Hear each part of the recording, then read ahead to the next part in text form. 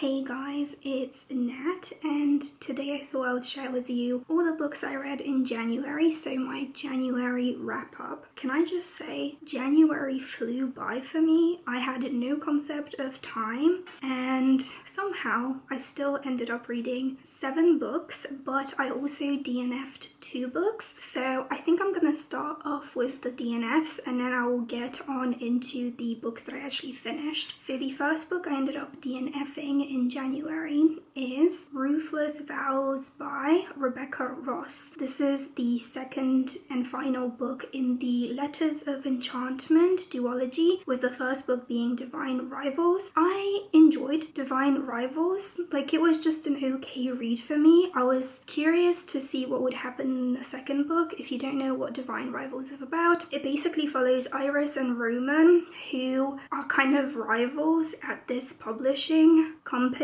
I believe they publish journalistic articles, and Iris ends up going to the war front to correspond for the war, and Roman kind of goes after her because he realizes he has a crush on Iris, like he loves her. I ended up picking up Ruthless Vows because I wanted to see if we were going to learn more about the war, because the war is between gods, and I just wanted to see more of the enchanted letters, the enchanted typewriters from the first book. I ended up getting halfway through Ruthless Vows, and the first half of the book is literally a recap of the first book, which I picked up in December, so of course I knew everything that happened. I didn't need a recap, and it was like the world's longest recap, so I was like, you know what, I'm not enjoying anything. We were seeing a little bit more of the gods. I just lost interest. I did pick it up as an audiobook because I listened to the first book as an audiobook. I was just like, this is not for me. I gave it a fair shot. Sometimes I don't even get to halfway points in books when I DNF. I DNF earlier on. But yeah, with this one, it was a true disappointment. And the second book I ended up DNFing in January was Same as Ever. So this is a guide to what never changes by Morgan Housel. I don't know if I pronounced the author's last name right, but I read Morgan Housel's book, The Psychology of Money. I love that book. I literally have it on my bookshelf here. Like, it's such a good psychology book about money. So if you want to learn more about like habits, financial habits, and just things like that,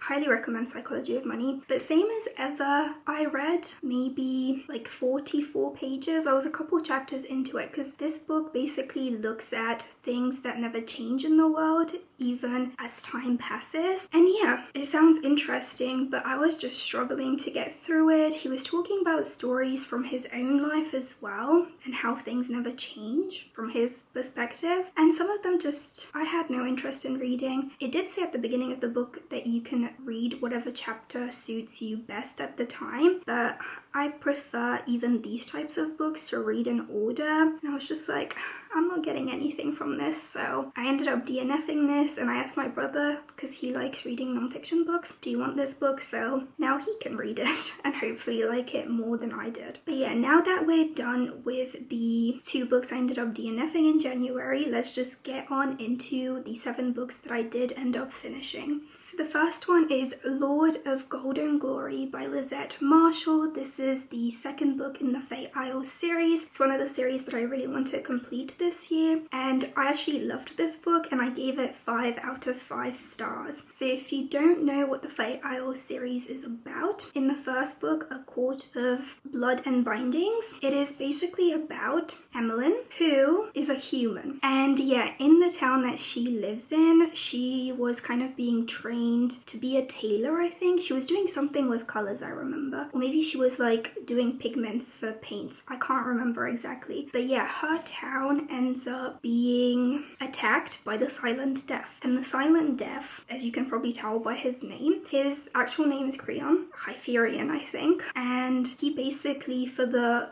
queen of the Fae, he kills people and Fae and anyone that the queen wants to dispose of. So he attacks this city, but what ends up actually happening is he kind of evacuates the people, and her parents aren't her actual parents in that city. They are her adoptive parents, and they just want to never see her again. So she ends up like staying, and she ends up trying to kill the Silent Death, but the Silent Death kind of catches her, and it's basically that. It's her like finding out more about the Crimson Court, and the second book kind of follows everything that happened in the first book. Can't really say too much about the second book without spoiling it, but I really loved it. Like, I am in love with the main characters, Creon, Hyperion, or the Silent Death, and Emmeline. I just love their bond and like relationship, and just how strong they are as characters, and they usually stick to what kind of characters they are. So like, they never stray away from their personalities. It just feels like I'm like reading about real people. In this series, I also really like the side characters. In the second book, we learned more about the Golden Court, hence why the title is called Lord of Golden Glory. And we learned more about Emmeline's past. We learned more about the creatures in this world, because it's not just Fae, there's vampires, there's phoenixes, pixies. I really loved it when Emmeline was like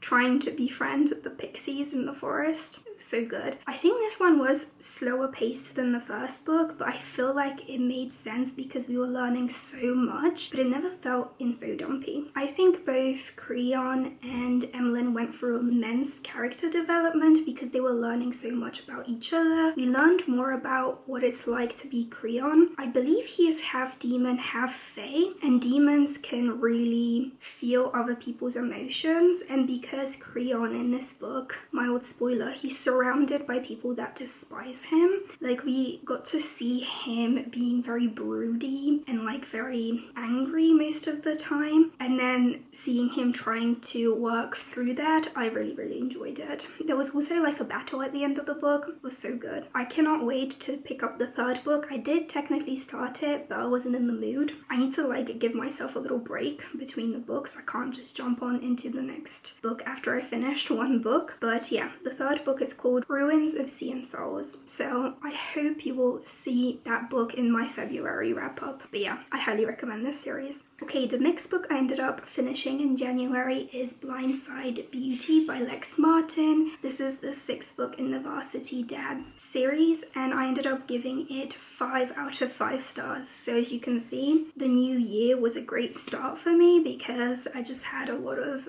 really good 5-star reads. In this one, we follow Nick Silver, who is a single dad in college. He ends up looking for a nanny for his 3-year-old daughter, Hazel. He also lost Hazel's mum in a car accident. And yeah, so he's looking for a nanny because he's trying to finish his senior year strong, but he also wants his daughter to be taken care of. In comes Abby. She wants to be a teacher in the future, and she really loves babysitting and nannying.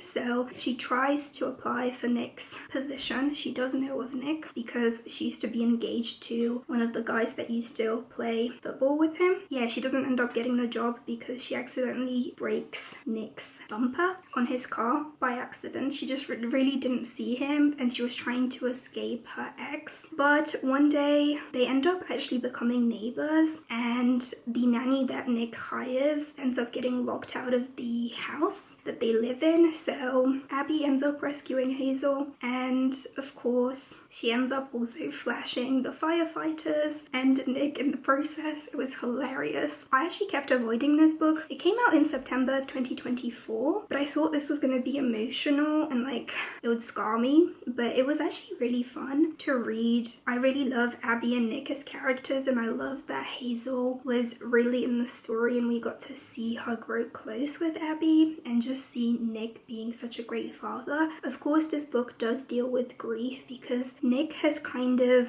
been avoidant of trying to come to terms with his grief for Hazel's mother. He also puts blame on himself. And then with Abby, we actually kind of met her in the previous book. I can't remember what it's called, but it was the 5th book in the Varsity Dad series, and she is basically the fiance of the guy that the girl in the previous previous book was dating and she found out. I feel like Lex Martin really does well when she writes single dad or just single parent romances. They just all make sense. This book was great for me because it had great character growth. I just loved how the relationship progressed. It never felt rushed. It never felt like too slow. Also, this book has me very excited for the next series that Lex Martin is writing. I can't remember what series that is or what the first book is called. I will leave a link to it in the down bar, or I'll like write the title underneath Blindside Beauty, but it follows Paige and Rhett's story, and yeah, I'm just really excited. Lex Martin is one of my favorite authors. I think I started reading her in 2020, 2021 when I got into romance novels, especially new adult ones in college. I highly recommend this series. The next book that I ended up finishing in January is Crying in Haidt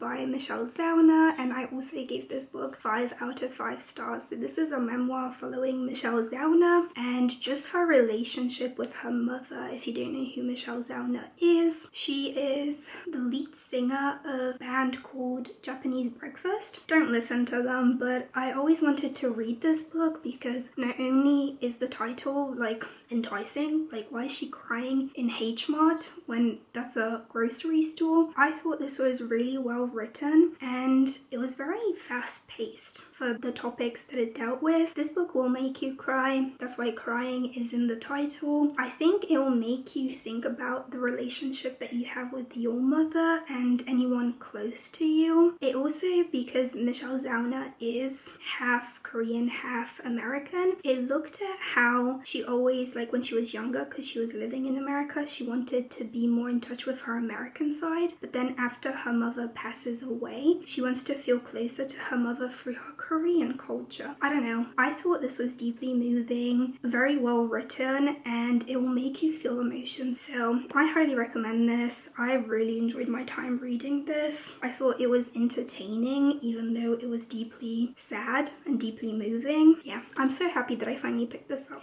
The next book I ended up picking up is No Place Left to Hide by Lally, and I actually gave this book 2 stars. So this was one of my most anticipated releases for 2025. I think this is the only book that I read that actually came out this year so far, and all I can say is yikes. So I did pick this up as an audiobook, which I did with Lally's debut novel, and I thought that was the way to go. But with this book, I just feel like it didn't work. Not in terms of the audio, but just in terms of the characters and the plot. Like, it truly pains me that I didn't like this because That's Not My Name was one of my favorite reads of 2024. Basically, in this book, we follow Brooke, the main character. She's just a girl that loves to be perfect. She wants to go to an Ivy League school, but there is an accident in her past that someone ends up wanting her to confess to. So her dream life that she has always planned for herself of going to university, just being the perfect daughter for her family,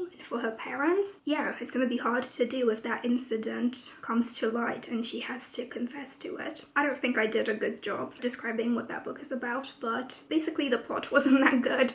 So yeah, first of all, I didn't like the characters. Brooke was probably one of the worst protagonists that I have read about in a while. All I can say is she's such a spoiled brat and she thinks she can get away with things just because of the standing her parents have in the town that she lives in. I do have to say I did like how this book kind of ended because it shows you that if you're like in one of those prestigious families that really care about their image to the public, like it shows you how they're gonna treat you if you do something unacceptable. So the ending was kind of satisfying, but at the same time with the plot, it felt like it wasn't well paced. The beginning felt very slow and then the ending was kind of rushed. So I don't know, I felt like I didn't really read much or listen too much. And I did actually predict everything that happened in the book. I knew who the person that was threatening Brooke to own up to what she did. Like I knew who it was, and yeah. Usually I can't really predict everything that happens in the book, but in this one I did. I did fly through this book. I think I read it in like a day or two, and the narrator did a great job. It was the story that didn't really work for me. If I have no connection to the characters, no interest in the plot, then it's just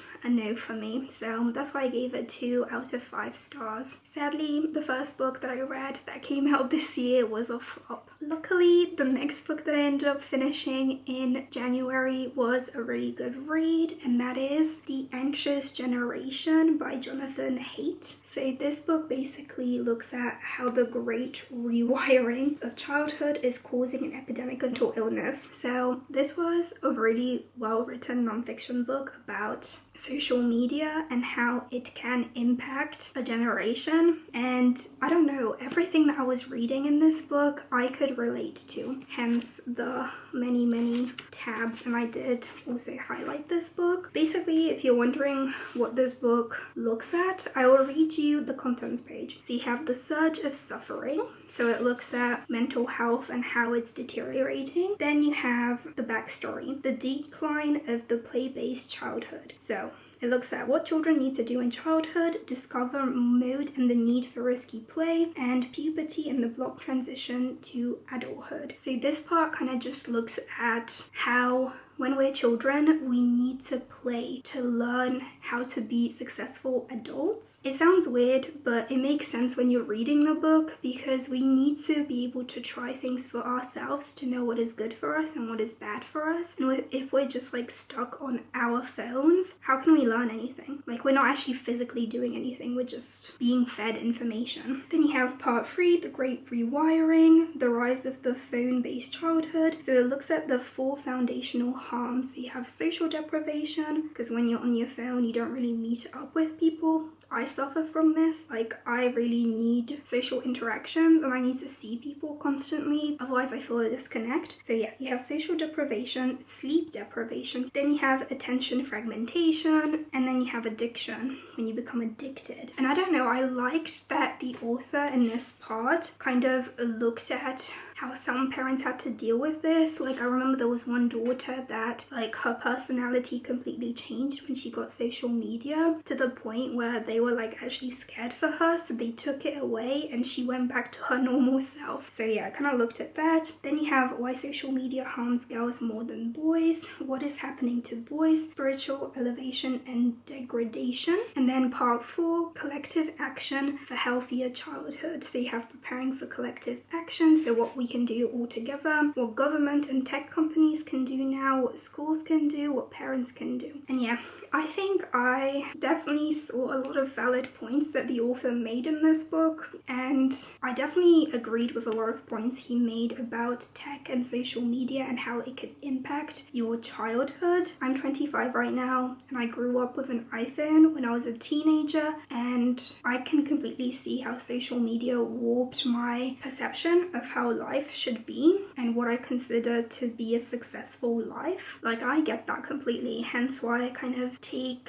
time away from social media now, and even from YouTube, and like watching content that could be harmful for me. I don't know. Luckily, I didn't get too fixated on my looks, but it was mostly about how I would be leading my life, if that makes sense. Yeah, I personally got a lot from this book, and I think everyone should read this, especially if you're part of Gen Z, or maybe you're part of the older generations and just want to see how Gen Z have been affected by all the developments in tech and social media.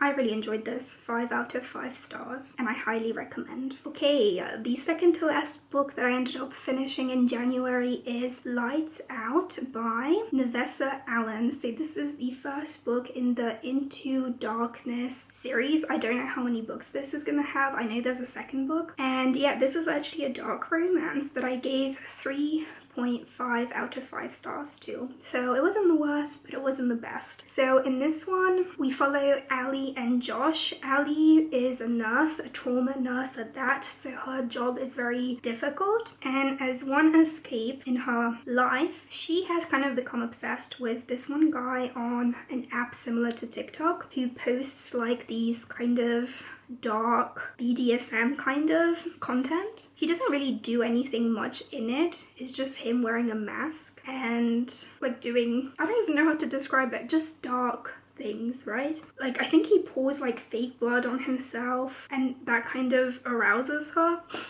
I'm not very good at describing dark romance books because I don't read them that often, but she ends up sending like a screenshot on one of his videos to her past hookup, and that hookup is Josh's roommate and like best friend, and he kind of shares it with Josh, and Josh is like, oh damn, I remember Allie and she's into me because that's me, but no one knows it's him. So yeah, basically this is a very dark romance. There is murder in this, there is stalking. I'm actually really surprised at how much I enjoyed this. I don't know, I thought Allie was a great protagonist and Josh was a great male protagonist as well. He's kind of a morally grey character, but I think that makes him kind of stand out. Like, he does some crazy things that usually I would be like, no, but he does it out of a place of worry and care for Allie, so I was kind of fine with that. Like, he literally, guys, breaks into her house and her cat, who hates people, likes him. I think why I didn't give this more than 3.5 out of 5 stars is because the second half kind of lost me when there was like murder involved, and I feel like instead of focusing on the relationship between Allie and Josh, because at first she doesn't actually know it's Josh, she thinks it's Josh, instead of like focusing on building up the romance so we were rooting for these two to be together, the author decided to focus on like the dark kinky stuff. I don't know if I'll be picking up the sequel to this, which follows different characters, someone in Allie's Italian mafia family,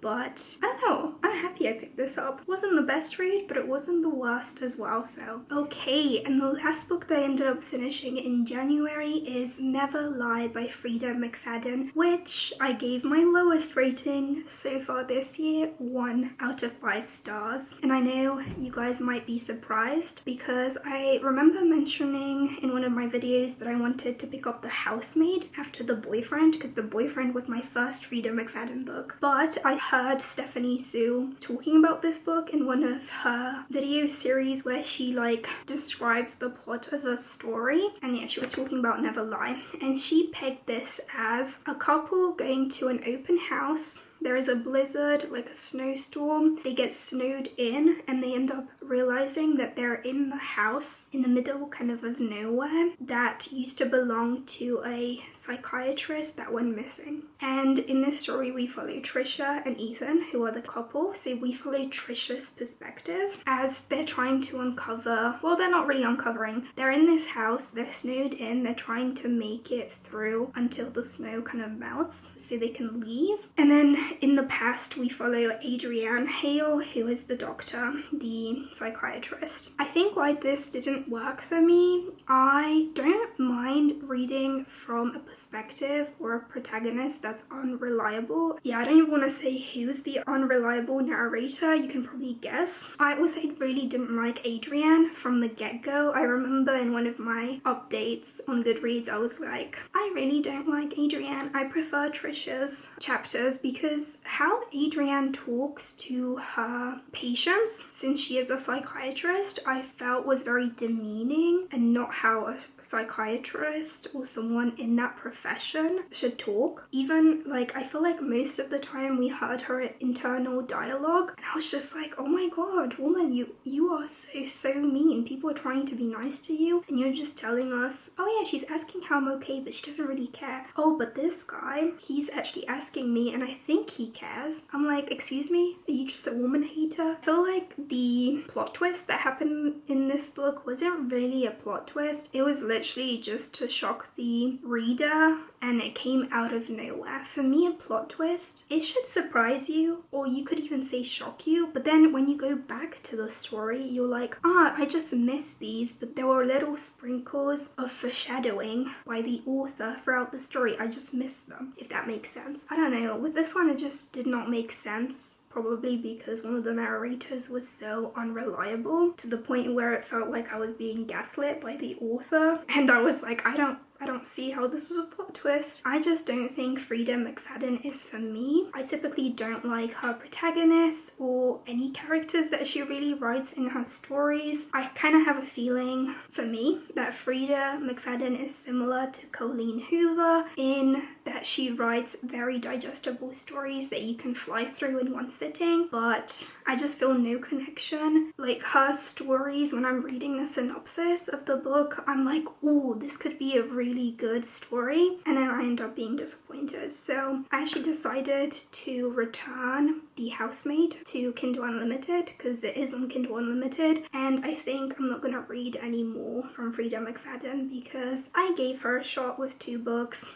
Granted, I didn't read her most popular, but I don't really, like, when I read the description, I'm like, I don't really want to read The Housemaid. So I don't know if you guys have any freida mcfadden books that aren't Never Lie or The Boyfriend that you think I would enjoy. Let me know. Maybe I'll give her a third shot, but at this point I'm like, I think I'm just gonna give up like I did with Colleen Hoover. So I have a 1-star read in January. That is crazy. So yeah guys, those are all the books I ended up either finishing in January or DNFing in January. As you can see, I have a wide range of books that I hated, that I found okay, and that I loved. So yeah, let me know what books you ended up finishing in January, as I would love to know. Are you ahead of your reading goal? Because I am definitely ahead. Like, my goal is 25 books. I'm 7 books in, and Goodreads is saying I'm 5 books ahead of schedule. So pat on the back, because we don't know what's gonna happen the rest of the year for me. But yeah, I hope you guys enjoyed, and I'll see you in my next video. Bye guys.